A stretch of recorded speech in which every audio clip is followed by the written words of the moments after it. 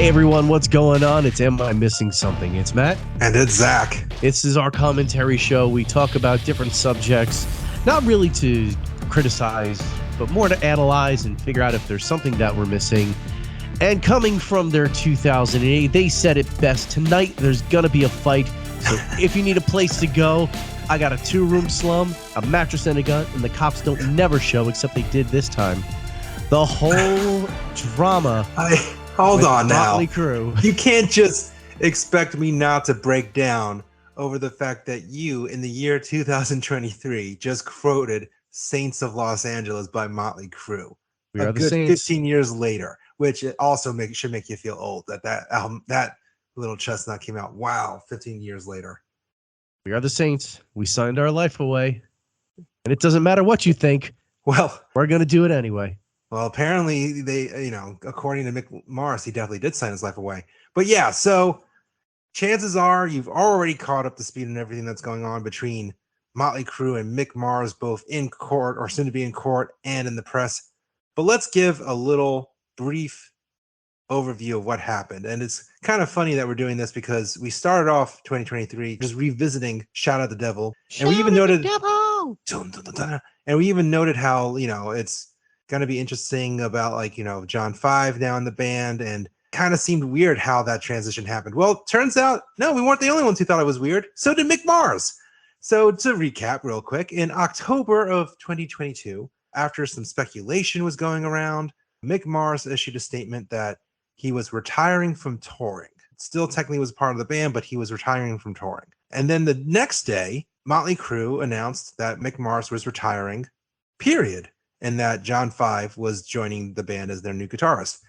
Although even that statement was kind of vague and as, hold on, kind of contradicts what Mick Mars was saying. Is John 5 just filling in on the road, or is he permanently replacing Mick Mars? And sure enough, yeah, it was weird because as the months went on, a lot of fellow musicians or friends or acquaintances of Mick Mars were starting to voice their concern or frustrations and noting how, Mick might not have really wanted to leave the band, or he might have been kind of forced. And then most notably, Carmine Appice, the legendary drummer of pretty much you name the band from the 70s or 80s, and he was probably part of it, flat out said, yeah, Mick was not happy that literally the entire band was lip syncing, that none of them played their instruments but him, and he was tired of their lifestyle, and he got kicked out.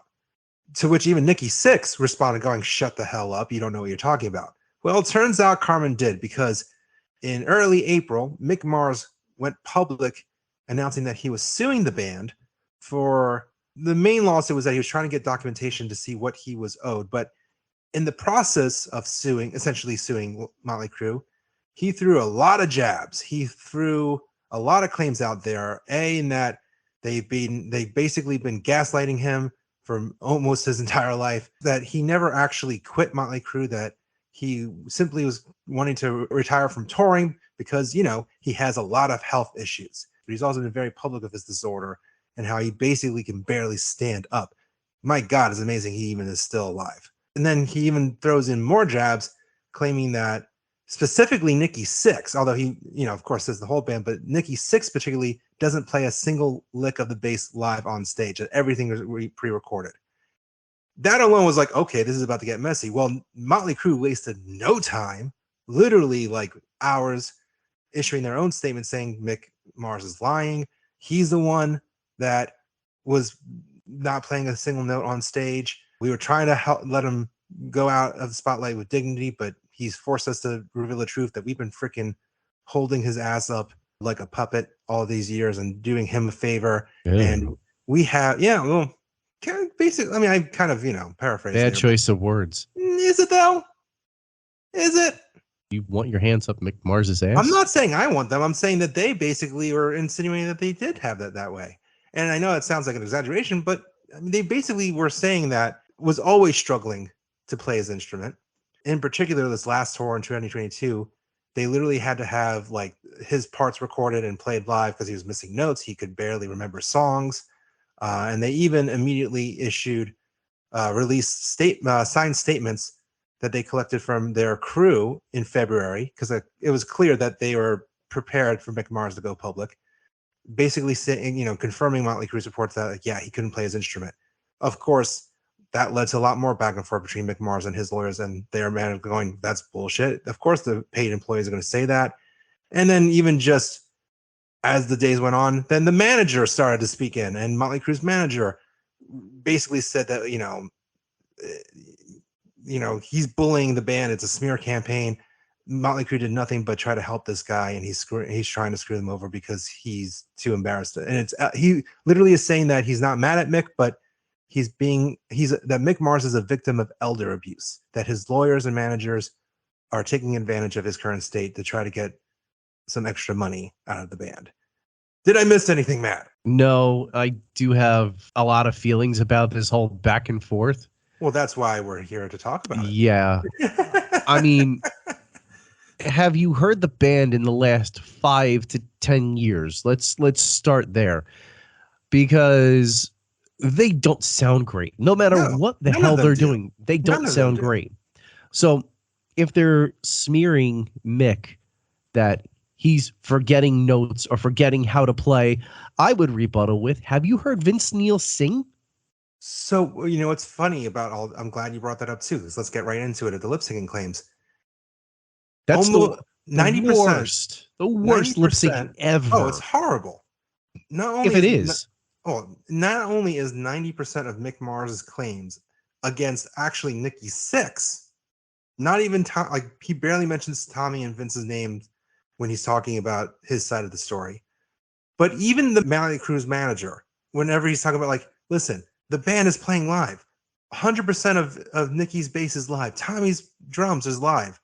He doesn't even, then he goes, and sure, some of the vocals are like, even like Motley Crue is not denying that Vince Neil is not singing on stage. Well, okay, hang on. So I can play live music. Yeah, I have music going out over speakers to an audience. The music's live in front of them. I mean, you can spin that any way you want. I mean, now if they're standing up on the stage actually singing, then I would say they have no grounds to stand on against Mick Mars, because Vince Neil's singing is awful. If it's tracked, it's still awful. No, I found it funny just that even Alan Kovac, the manager, couldn't even like defend Vince Neil, because anyone who's seen a YouTube clip knows that Vince Neil is not live, nor is he good on stage, period. So then I don't understand how that they can argue against Mick when Vince clearly can't sing. However, I will say that there was an interesting video that I saw the other day, and I shared it with you, and I listened to the whole thing, and supposedly it's the in-ear monitors of what Mick Mars was hearing while they're on stage performing. That is also to a click track. So that means that he is actually playing, if this is real. I'm just saying, I don't know how real it is. Let's just call that out for what it is. And there's also robot voices telling them intros, outros, things like that. I mean, that's fine. And you hear his guitar playing, and I don't hear that much wrong with it. However, you can faintly hear in the background Vince completely singing off key. Like, Mick sounds decent, but Vince is just like off in right field somewhere. So I think something completely different. I think this is also a good time to mention about how the problem also of Motley Crue Live is that it's clear that they care more about the theatrics than they do the music. Of course. I mean, I remember that way. In one of Mick Mars's interviews with Vanity Fair during this this round of lovely PR that is going on right now, he was saying how annoyed he was by the idea that, like, he was like, I'm ready to rehearse. You name the song. You tell me which song to rehearse right now, and I'll play it. And Nikki Sixx was like, well, no, that's not how we're doing it. And he's like, well, that's bullshit. In the band's defense, when you have such a huge production like what Motley Crue does, where it literally is not, it's more than, it's pyro, it's freaking mechanics and dancers and drum sets going onto roller coasters. It's kind of like how, like, whenever someone goes like, oh, they're lip syncing at the Super Bowl, it's like, yeah, because you can't actually really perform a music, like an instrument, in that big of a setting and with that much crazy production going on. It's nearly impossible. And forget the fact that they're not really great musicians to begin with, which is why in past episodes where Motley Crue's name has come up and especially their concerts. I've always said that my favorite time actually seeing Motley Crue live when it was just the four of them at Ozfest, when they got rid of all the crazy stage stuff. I don't fault Mick Mars for playing to a clicker. Fault him for using in-ear monitors and telling intros and outros and things like that. Like, if his disease, and I knew somebody who had the same disease, and it's not fun. If you're having a hard time just standing there and you have to take cues from something in your ears, that's perfectly fine. As long as you're there and you're doing the best of your ability and you're doing exactly what the band agrees upon, then I'd say you're a success. Unless you really are completely off key like Vince Neil. I mean, I'm sorry, I can't forgive his singing. It's terrible. No, it's also, not to get too much of a side tangent, but here's the truth also. Vince Neil is a terrible human being. He not only killed a person in DUI, but then he has had multiple DUIs after that incident. He's a terrible human being. Sorry, just have to trash him for 1 second. Fair. Sorry, I get it. You know, like, we all have past, but like, at the same time, when you repeat it, you make the same repeats and put other people's lives in jeopardy. Screw you. While we're talking about, the trash talking, because it's easy, admittedly, to side with Mick Mars in this case, because of course everyone's known that he's really was one of the true great musicians in the band, and everyone loves Mick Mars. But I also feel like we can't necessarily call him a saint in this instance either, because one of the things that kind of annoyed me, in his interview with Vanity Fair, was he kept repeatedly saying that, like, the other three guys, they're all felons. Now they're running a business. Why aren't they? They're the ones being, thrown into court or jail, like, over this stuff. It's like, hold up now. Yes, they've all had their history of past, but that doesn't necessarily mean they can't, run a band. To me, it was just like, all right, you're just bringing up dirt for the sake of smearing here, instead of sticking to the facts, which in theory are strong enough. Well, they also wanted to get rid of him early on in the band too, because he was much older. Well, that's another point too, is that, like, many artists have come forward saying that, like, well, this is nothing new. I've known that they wanted to get rid of him for decades now. And then we even discussed this when we visited Chat of the Devil. It's questionable how much they've even let Mick Mars play on the more recent music and recordings.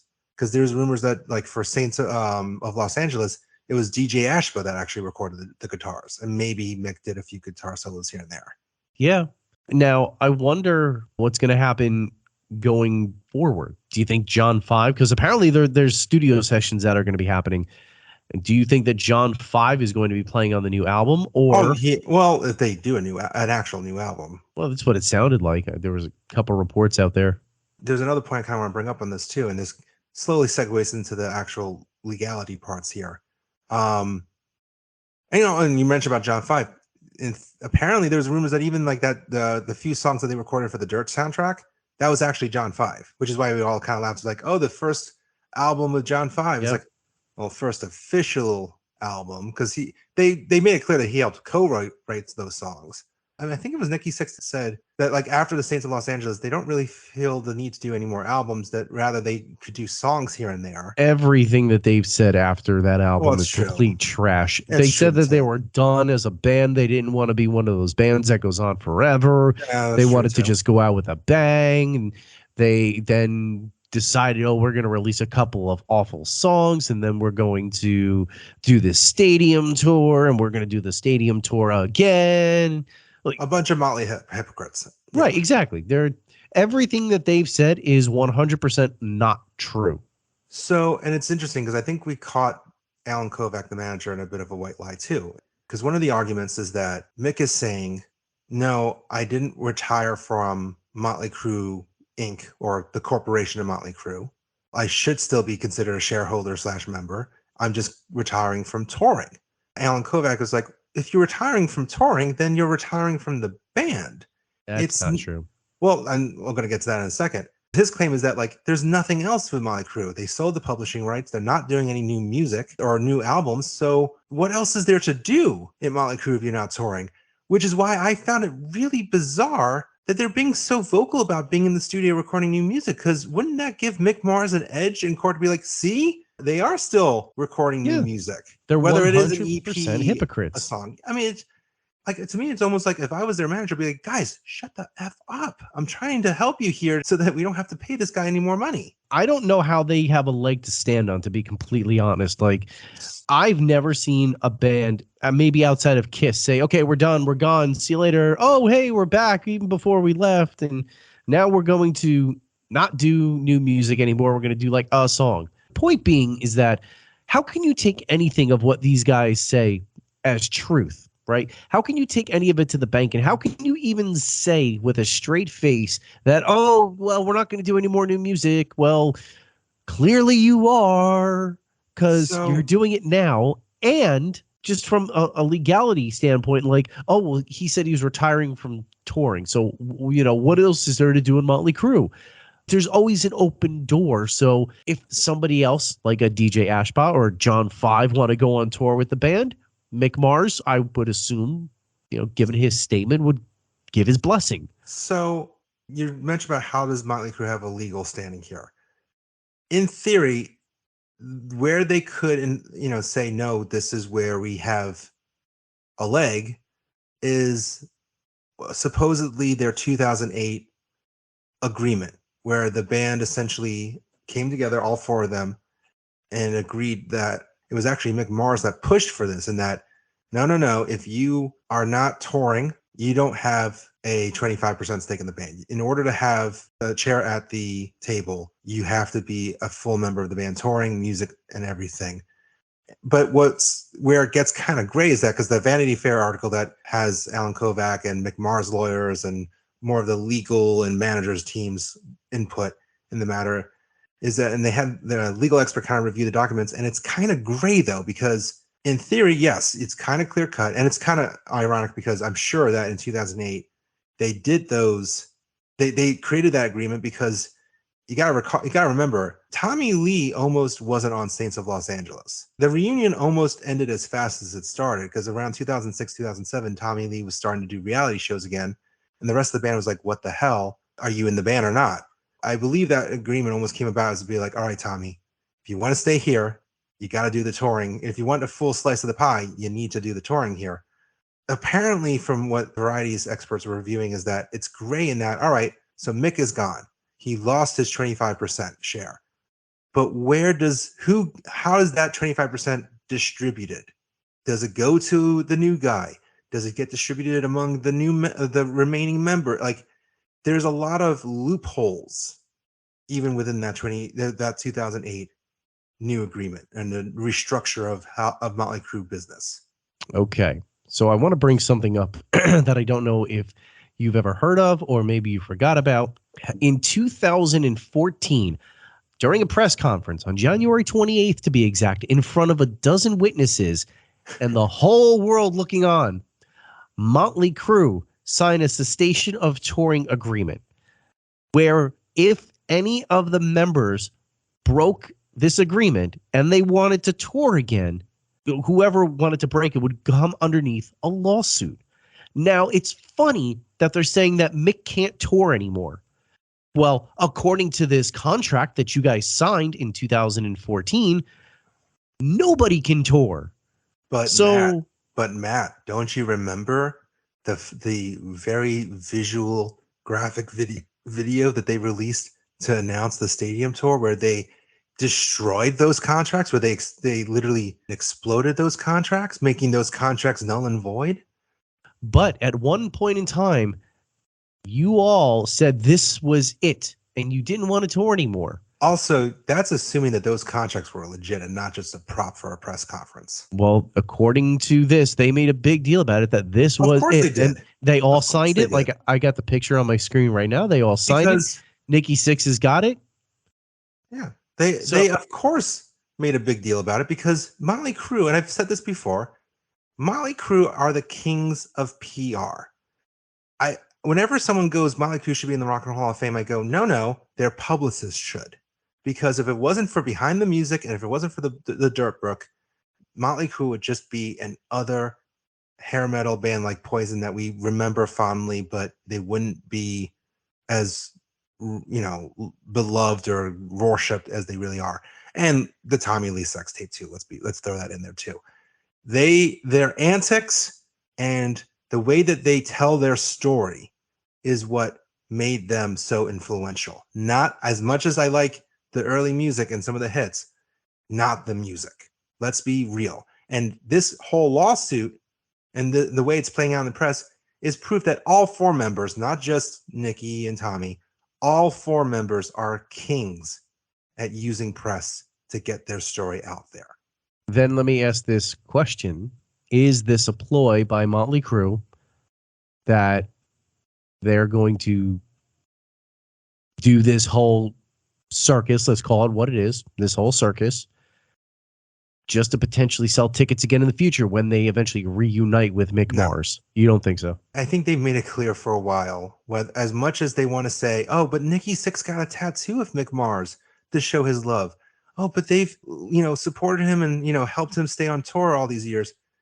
If it's also true that like they've had musicians behind Mick Mars' back record guitars for the albums and songs, if this whole experience is also true, it's clear that they've wanted Mick Mars gone for a while.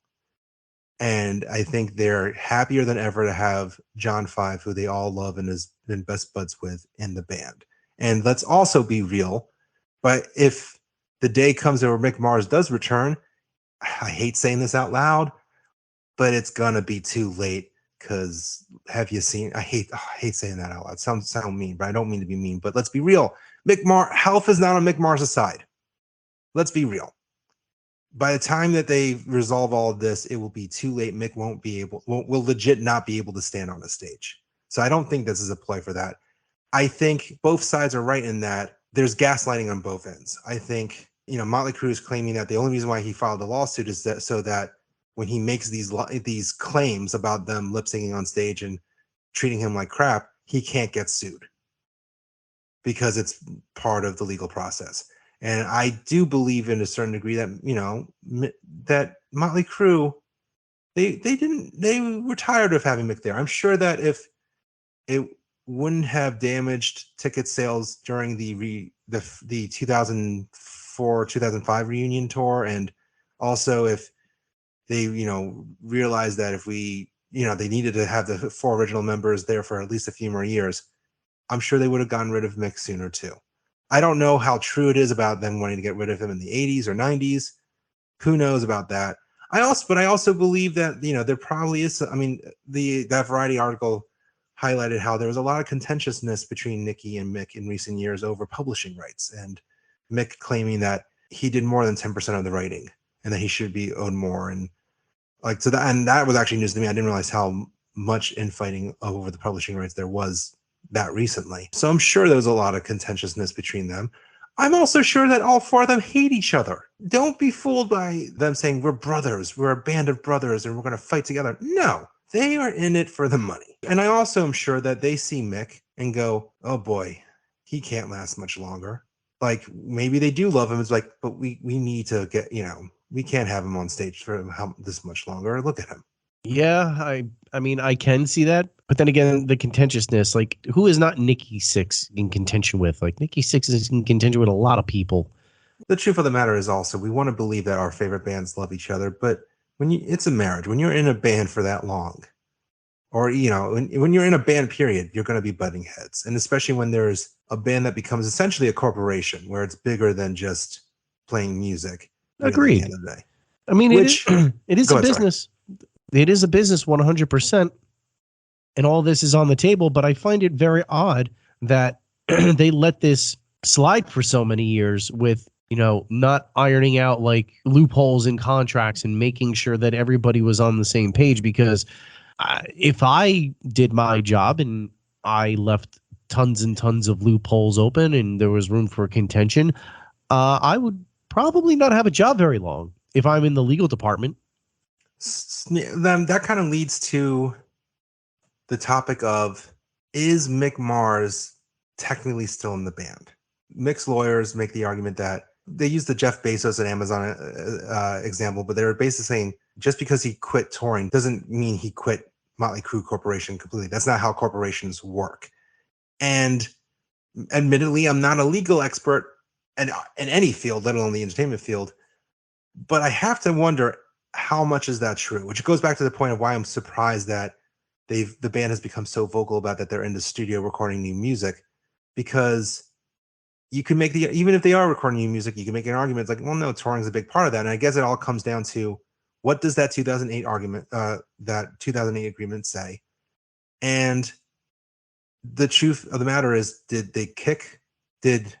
Mick Mars actually retire, or did Motley Crüe kick Mick Mars out through gaslighting, that, like the way Mick Mars basically is kind of accusing them of?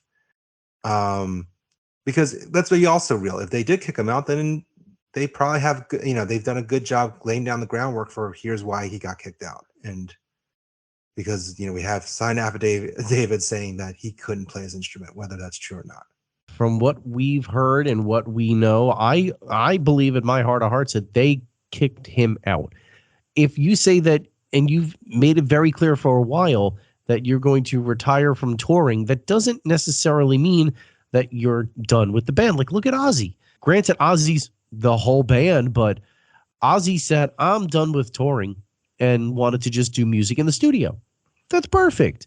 Now, if Mick can say, or have some sort of voice in who his on the road fill-in is going to be, what's wrong with that? As long as Mick signs off on it, the rest of the band signs off on it, everybody's on the same page, good to go. It comes down to, does Motley Crüe have the right to kick him out of the band? I think Glenn from Judas Priest is a great example, because he's dealing with Parkinson's disease and he's no longer touring. He might show up for a surprise song or two here and there on a random date, but he's done touring, but he's still a member of the band. He's still in the studio recording music. I think what it comes down to clearly is all four stakeholders, let's not even call them band members, stakeholders of the Motley Crüe Corporation agree that, all right, Mick, you're still a part of the band, but you just won't be on the tour of us. And B, if it's four stakeholders, do the three others have the right to actually kick Mick Mars out? And I think that's where it gets confusing, as clearly Mick Mars is saying, no, they don't have the right. Whereas Motley Crue's going, yes, we do. We have this signed paper saying that if you quit, but it all comes down to, like, what is he quitting from? And then also, what even agreements did they have? I mean, to your point also, in theory, if that 2014 retirement claim is actually a real document, then yeah, they really can't call themselves Motley Crüe, because all four original members are not part of it, whether or not Mick agrees that he wants to step down or not. Well, if what is true in business is true for Motley Crüe, if they are all stakeholders, you have to buy out your stakeholders. You can't just say, oh, you're not a stakeholder anymore. No, you've got money in this. You've got stake in this. You've put up whatever over the years. So no, you can't just, fire me from the band, because it's not like you're not my boss. Nobody's our bosses. We are all in this together, and you've got to buy me out of those shares, and we've got to redistribute those shares amongst whoever. Or if somebody else comes in the band, kind of like what they did with Rob Trujillo in Metallica when he joined, they said, okay, well, here's 100% of the pie. In your first year, you're going to get 10% of the royalties and blah, blah, blah, blah, blah. There's business contracts that have to be drawn up and things have to, be signed off on. I don't think you can fire or kick somebody out of the band at this point with some of these bigger conglomerates. I'm glad you mentioned about the whole pay out your share, because Motley Crüe's manager, Alan Kovac, and the band are claiming that, listen, we tried to do right by him. We not only initially offered him 5% of profits from the tour that he's not going to be on, but we also, we worked with Live Nation so that he didn't have to pay back any of the guarantees that he got for doing a tour that he isn't going to be a part of. And then they were saying, and when he balked at 5%, we raised it to, I think, 7 point something, or maybe 8%. So I guess the argument is, how is Mick right in that? No, that's abysmal settlement. You should be giving me more, or you should just be letting, because it's also it doesn't seem like Mick is even saying, like, listen, at this point, I don't even want to rejoin the band. I just want my fair share. Right. So And I guess it comes that's down to, is the fair share 25% then? Is be like, listen, you pay me out my 25%. well, right. So what you're talking about with Live Nation, that's just for a tour. Like I'm talking like I have as 1/4 of the member of Motley Crue, I have 1/4 of the rights of all of the merchandising and of the royalties and of the this, that, or the other thing. You know, the Live Nation thing is just one small piece of it. If Well, Motley, it's a big piece for Motley Crue, and right. that's how they make most of the money too. Let's just call it this way, right? If Motley Crue, for all intents and purposes, is worth $40 million, Mick Mars, as 1/4 of the member of that band, should be owed $10 million. And if he's not paid out $10 million and they're trying to undercut him, then I would say that he has every right to say, no, this is a shit offer. You're going to give me 10 million. You're not going to give me 5. Even if it's for a tour, I'm not saying I agree or disagree, but even for a tour that he's going to have no involvement in. Well, that's just a small piece of the pie. I'm saying the whole band, not just one tour. But I think the problem is, and I think this is where, I mean, granted, Motley Crue's lawyers are saying that they're only filing the lawsuit so he can smear the band, but he's also trying to get a hold of documentation to see, no, how much do you actually owe me? And granted, what's always actually funny with that Variety article is that initially the author was saying how, like, you know, of course, that's not including the merchandise stuff, which in theory you'd think wouldn't, impact Mick Mars. But then they were like, but then we also asked the manager, and he admitted that no, they're still selling merch with Mick Mars's image on it. Jesus, like, come on. And also, truth be told, and I think, depending on who you ask, I think another reason why they were unsuccessful in getting rid of Mick Mars in the 80s, if that's true, is I think I heard somewhere that Mick Mars technically owns the name or the logo, or like, yeah. So in the maybe dirt, it's, or maybe because they claim, because he came up with the name, that he could in theory like bend them over backwards and be like, if you want to use this name, that's my intellectual property. If what the dirt would have us to believe is true, he was the one who came up with the name Motley Crue. And we all know that everything in the dirt, well, I was going to make that joke, a sarcastic joke, but really that only applies to the movie, which is horrendous. Listen to our review of the Dirt Netflix movie on any platform you'd like to hear. But even in the book, they make, I think they all agree that, like, yeah, Mick Mars was the one. Mick Mars came up with the name, but Nikki Sixx came up with the clever idea of adding those dots. Okay, great. So for every dot, you can take away $100,000. That was the aha moment in the freaking movie. Like, I'm sorry. Yeah, I'm sorry. If he came up with the name, like, a lot of what's going to happen from here forward is going to get real ugly, because now you're going to be digging back 40 years.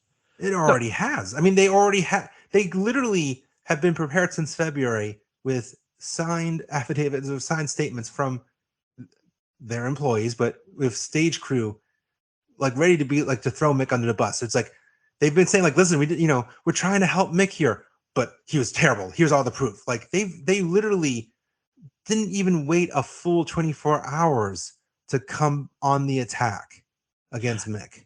Yeah, it's already gotten ugly, and well, it's going to continue to get ugly. It's going to get the ugliest this is going to get is, well, what is the essence of Motley Crue? And Motley Crue is the name Motley Crue. What does that symbolize? And who came up with it? Like, it's going to go that deep with this lawsuit if they keep jabbing and don't stop and think, like, if he did come up with the name, technically, if we tore it underneath that name, we got to pay him for everything that's out there, and so on and so forth. So let's just shut up now, and let's just settle out of court for X amount and call it a day. Let's also be real here too, is that the chances of this actually seeing a day in front of a judge or seeing the light of a courtroom is slim to none. Both sides know what they're doing. And this is me going back to them being masters of PR. They are using the court of public opinion to basically force the other person into a settlement. And here we are, we're talking about them. Yeah, absolutely. Like, they will absolutely come to a settlement agreement. The question is who is going to benefit more from the settlement. And even if, let's say, tomorrow they announce, here's a settlement, we're happy to come to a resolution, we wish each other best of luck, it's still going to get dirty because that in interviews everyone's still going to, because no one can keep their mouth shut. Nikki Sixx can't keep his mouth. I mean, Tommy Lee is the one who's the most quiet in this whole scenario, and that should say something. I think that they're going to have to sign some more paperwork that won't stop them. That won't stop, because they can't read contracts clearly. Like, because even if they sign, they agree, they sign stuff that they're not going to adhere to, saying that they can't speak about it publicly. That people, like, even if they don't say anything, people are going to come out of the woodworks now going, yeah, I actually was playing guitar on stage while Mick was on stage because the band hired me silently, or hi, I'm DJ Ashba. I actually was Mötley Crüe's bassist, guitarist in the studio without Mick knowing it. Or Mick is even going to, reveal that, or, say like, no, they've been doing this to me, that, like, he's not going to talk about the current case, but he's going to talk about how they mistreated him in the 80s. And not like, this is going to be more new content for The Dirt 2. Oh, yeah. Here's the name of the sequel to The Dirt. The Dirt 2. This time it's personal. Like, literally, get ready for that sequel to the book, movie, TV show. Like, they're going to love it. And they're going to love it because that means it gives them more shit to sell to the press and more shit to sell to consumers who love to read this kind of gossip, to nerds like us who like to record podcasts about it. The Dirt 2, grumpier old men. It's basically what it is. In summation of the legal battle between Mick Mars and Nikki Sixx and Mötley Crüe, but Nikki Sixx and Mick Mars trading jabs in the press, it's only going to get more personal from here. Can we get Celebrity Deathmatch back? Because that would be kind of great to do this on. I mean, they might as well just do it in the people's court. Like, if they actually want to have a day in court, be real. Just go to people's court and let whatever judge is hosting that now, if that show's even still on. Like, their court is the public's eye, and they've made it clear that the moment that both sides said, yeah, we'll sit down with Variety, they've made it clear that they don't plan to actually go to court, that they are just getting as much of their side of the story published for the public as possible, so that when the day comes to come to a settlement, they can use that. And they can be like, well, in this article printed on April 6, 2023. But how could you take any of this, like, seriously, though? Like, think about it. Well, like, think about it, right? Like, granted, they might sign some documents that say, you owe this person this. But any other documents that these guys sign clearly are garbage. It doesn't mean anything. Like, over the years, like, it's going to hurt your credibility for your ability to follow a contract on anything. Like, how do I know? You think Mötley Crüe care about credibility? Well, hang on. Like, let's say that there's a document that comes out that says, Nikki Sixx and Mötley Crüe, you owe Mick Mars $10 million. They signed that contract. How do you know that they're actually going to stick to that? Like, these guys don't stick to shit. But yet they still make money.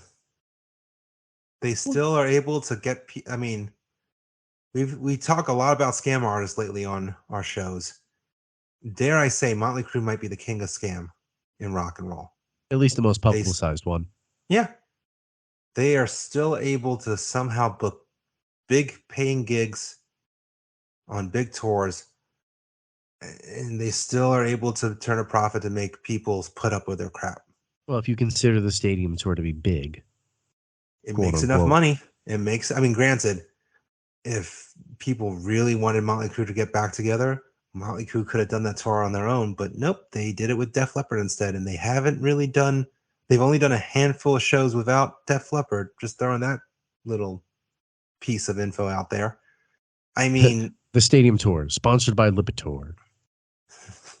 But I mean, it's still making enough money where they're continuously doing it and bringing it to new markets. And I mean, maybe it's not sellouts, but it's close. It's enough money. They sell enough beer for arenas around the world to go, yeah, you can have my arena for this night. That's that buy one, get three free ticket. I don't know if that's true. I mean, normally I would agree with you, but I remember I didn't when see anything for the Def Leppard. I mean, when it was I just Motley Crue, I saw that all the time, but not for this Def Leppard tour. the stadium tour, when it was originally going off, I remember I was like deep in radio at the time, and I remember that the ticket sales were abysmal from what I heard. Yeah, And the Def Leppard and Poison. yeah, and Oh, they were doing some pretty serious sublimation with the tickets. I guess they lucked out the pandemic happened then. Yep. Well, that also goes back. It's funny because like Nikki Sixx was patting himself on the back in 2021. He was like, "Man, I'm glad we're waiting until next year to bring the tour back." And it's like, no, you're not doing it because of your concern of people's health and like people getting sick, and you're glad you're not risking it. You had to postpone it because if you canceled one show, you would lose so much money from all the guarantees. Like you guys couldn't afford like you needed to make sure that everyone actually attended your shows and that you didn't have to cancel it because of sickness. Now this is just a smear campaign. Yeah. I swear we really were trying to not make this into us smearing Motley Crue, but it's just frustrating because to your point, it's just so much misguidedness from the band for so many years. Eventually it's going to come back to bite you in the ass. And it just kind of is frustrating because like, as we talked about when we revisited Shout of the Devil for past 2 minutes, for a 2 minutes review episode back in January.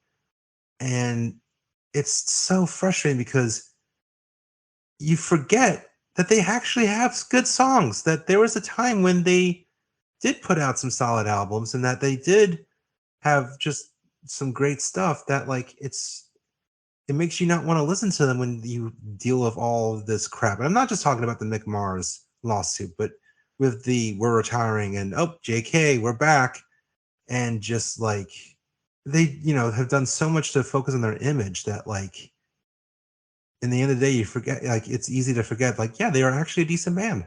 They were the baddest band in rock and roll at one point, and now, like I said, they're just grumpy old men fighting over he said, she said.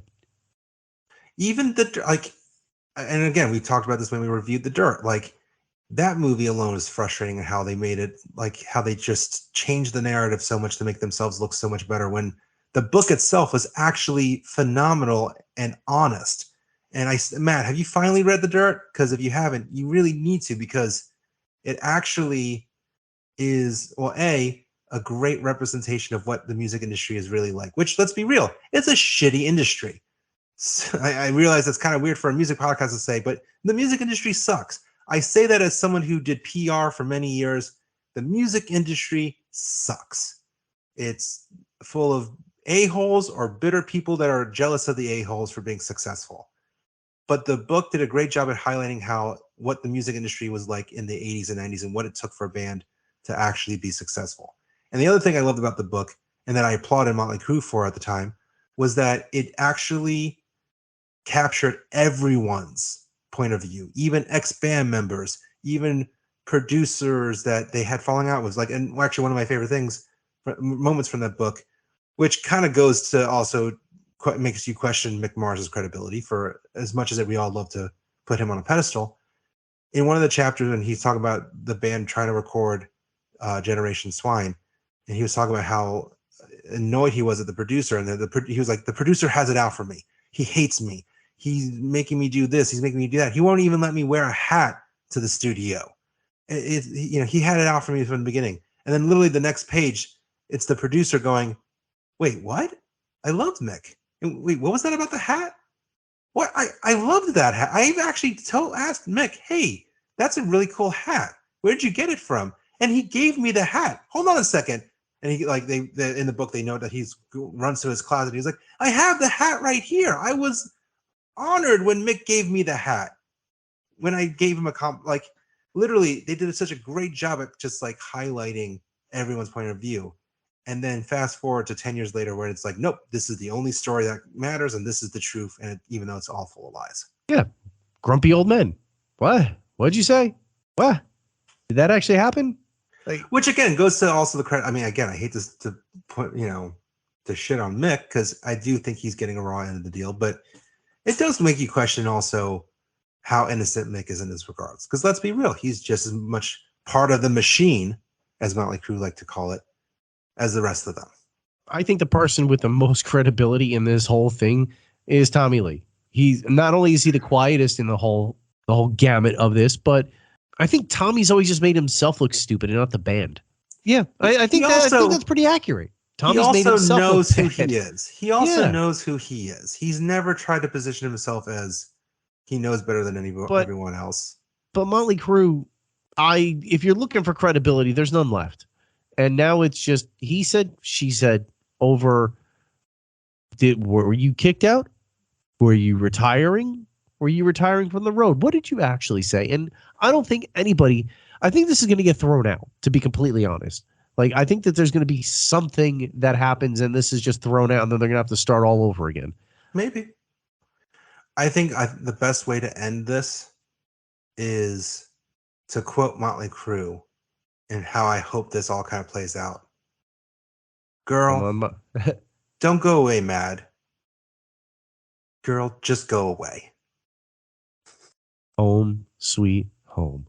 Well, with all that said, do you agree with us? Do you disagree with us? Are you Team Mick? Are you Team Motley? Are you Team...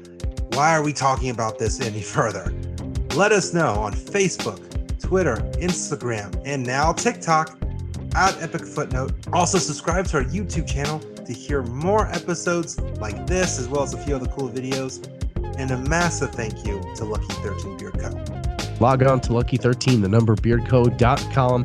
All your beard balms and oils that you could ever ask for in one place. Ed and the guys putting together some great stuff over there, including our own beard oil called Lemmy, inspired by Lemmy from Motorhead. It smells epic. You need to try this one. Bourbon, tobacco, cola, leather. Like I said, I couldn't ask for anything more. We've gotten a few bottles here, and it smells incredible. I feel amazing, and you should too. Log on to lucky13beardco.com. Put anything in your cart. Use the code EFP10 at checkout. Lucky13beardco.com. EFP10 at checkout. And hey, you wanna support us some more? Yeah. Well, go to our Linktree page, or that little link that you find in our bios on any social media page, and you'll find a direct link to our merch page. That's right. We sell t-shirts, hats, hoodies, coffee mugs with our fun little logos on it. It's just a great way to not only support us so we can keep doing podcasts like this, but also to spread the word about your two favorite music nerds who host a podcast. Thank you all so much for listening. Nikki, Tommy, Mick, Vince, Godspeed. Good luck to you all. And we hope you join us for another episode real soon. Grow the fuck up.